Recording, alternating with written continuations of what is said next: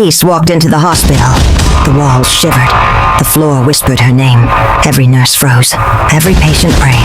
She smiled. Cold, wicked, beautiful. Her eyes glowed like danger.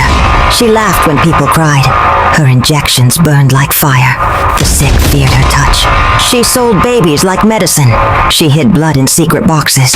She lied with a sweet voice. Money and evil followed her steps. Walked into a pharmacy, like thunderstruck. The lights flickered. A woman screamed, and silence filled the air.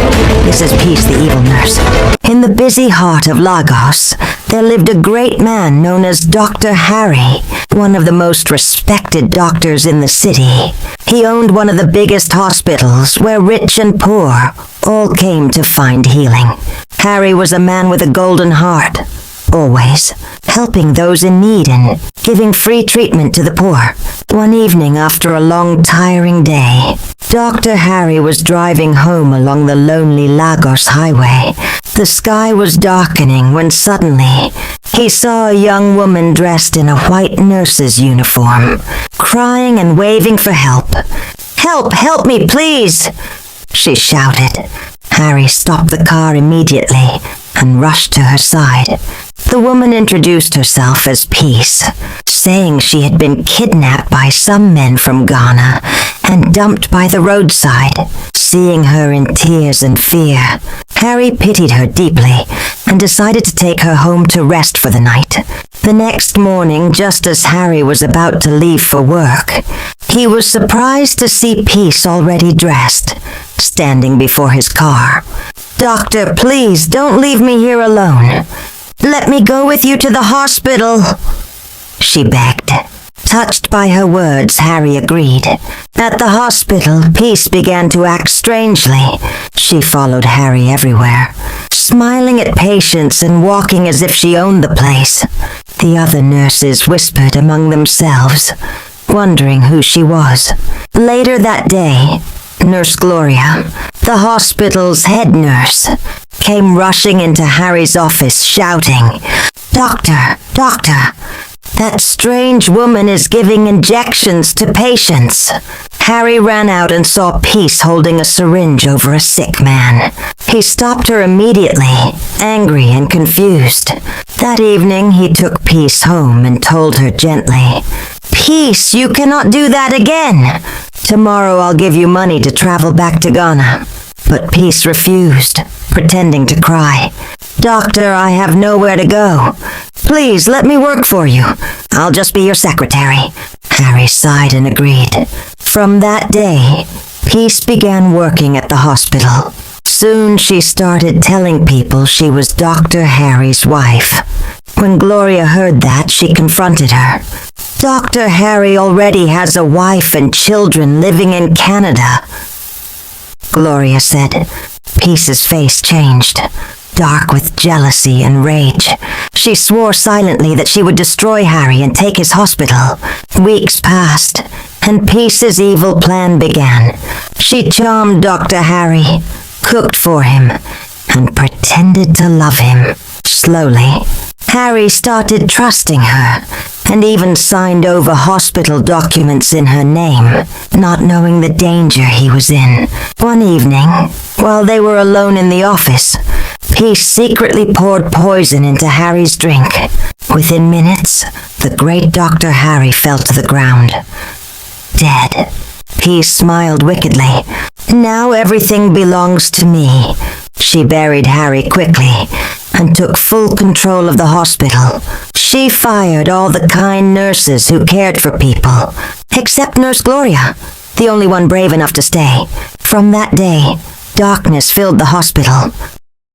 Peace mixed wrong injections for patients, caused deaths, and even began selling newborn babies to evil men in the forest, lying to mothers that their babies had died.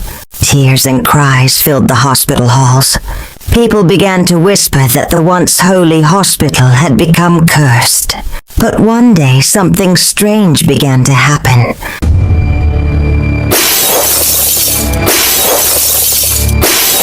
The Evil Nurse Part 2. Since Dr. Harry's death, the once famous hospital in Lagos had become a place of fear. The people now called it the Hospital of Tears.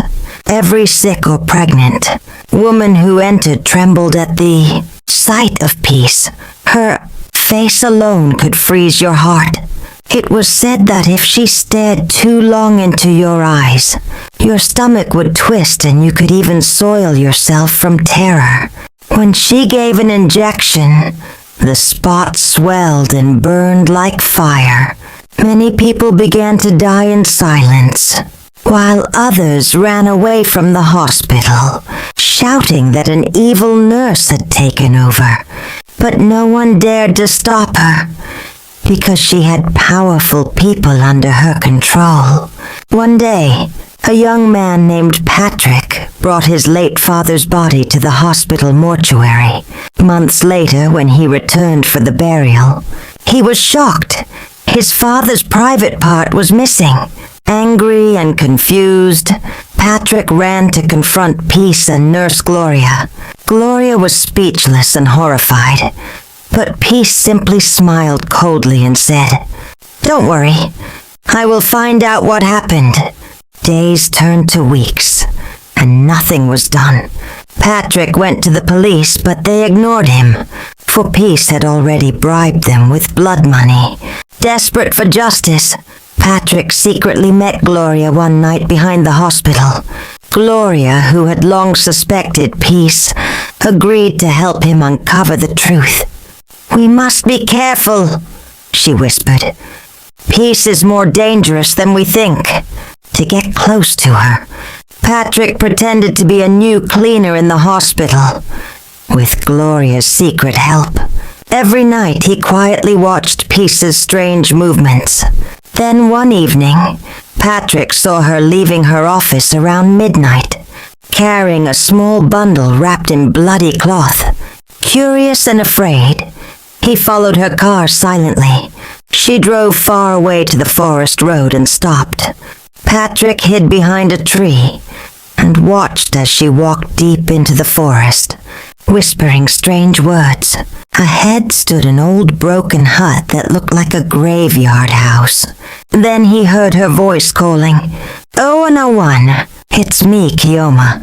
An old woman with gray hair and a face like a monster slowly opened the door, and suddenly the hut vanished into thin air. Patrick's heart nearly stopped. He ran home trembling, shocked by what he had seen.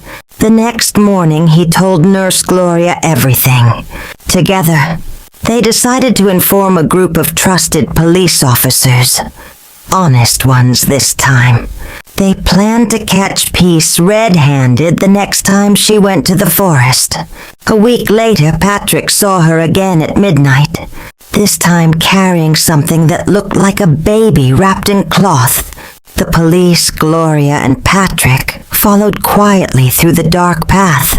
When Peace began chanting, 01001, "It's me, Kioma," the police rushed out. The old witch appeared again, trying to open the magical door.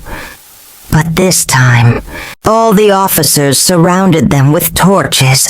The illusion broke. The small hut became visible again, and inside they found a horrifying sight. Dozens of children, some alive, some weak, and some already lifeless. Evil men with masks and charms guarded them. The police arrested everyone. Peace, the witch Kioma, and the monstrous men. The city of Lagos shook with the news. Later, an old woman from a nearby community came forward and revealed the final truth. She said, "Her name is not Peace. Her real name is Kioma, the same woman who killed her own mother, a pharmacist in our village. Her mother had warned her to stop mixing wrong injections and hurting people.